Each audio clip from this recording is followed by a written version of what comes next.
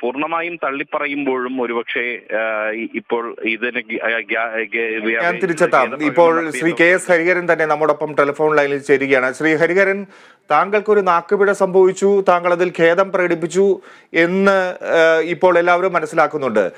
പൊതുസമൂഹം അത് ഏത് രീതിയിൽ ഉൾക്കൊള്ളണം എന്നാണ് താങ്കൾ ആഗ്രഹിക്കുന്നത്? അല്ല, പൊതുസമൂഹത്തിന് മുമ്പിൽ എനിക്ക് പറ്റിയൊരു പിഴവായിട്ട് തന്നെയാണ് ഞാൻ അതിനെ കാണുന്നത്. അങ്ങനെ സംഭവിക്കാൻ പാടില്ലാത്തതാണ്. ഒരു പരാമർശം അനുചിതമായിരുന്നു, അനാവശ്യമായിരുന്നു. തീർച്ചയായിട്ടും എനിക്കതിൽ ഖേദമുണ്ട്. ഞാനത് പരസ്യമായിട്ട് തന്നെ പ്രകടിപ്പിച്ചിട്ടുണ്ട്. മേലിൽ അത്തരം വേദികളിൽ അല്ലെങ്കിൽ അത്തരം കാര്യങ്ങൾ പറയുമ്പോൾ കുറെ കൂടി ജാഗ്രത ഞാൻ പാലിക്കണം. അത് തിരുത്താനുള്ളൊരു അവസരമാണ്. കാരണം നമ്മൾ അബോധമായിട്ട് കയറി വന്ന നമ്മുടെ അബോധത്തിലുള്ള ഒരു സംഗതി പ്രവർത്തിച്ചാണ് അവിടെ. അതുകൂടി അതിനെതിരായ ഒരു സമരം കൂടി, നമ്മുടെ ഉള്ളിലുള്ളൊരു പഴയ ഫ്യൂഡൽ ബോധ്യത്തിനെതിരായ ഒരു സമരം കൂടി ഇനിയും കുറെ കൂടി ജാഗ്രതയോടെ തുടർന്ന് പോകണം എന്ന് എനിക്ക് തിരിച്ചറിവുണ്ട്. അതാണ് പൊതുസമൂഹത്തിന് മുമ്പിൽ ഈ സമരം തുടരും, ഇത്തരം പരാമർശങ്ങൾ ഒഴിവാക്കും എന്നൊരു സംഗതി മാത്രമേ പറയാനുള്ളൂ.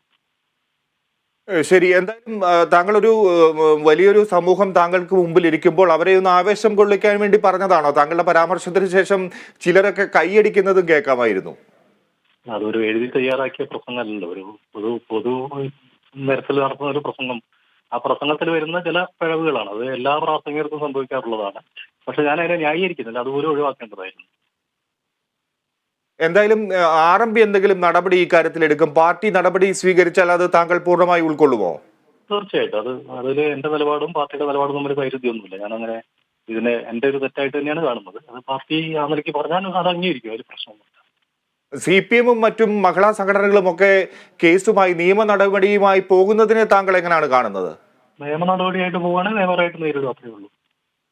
അല്ല, അതിന് പാർട്ടിയുടെ ഒരു പിന്തുണ ലഭിക്കുമോ?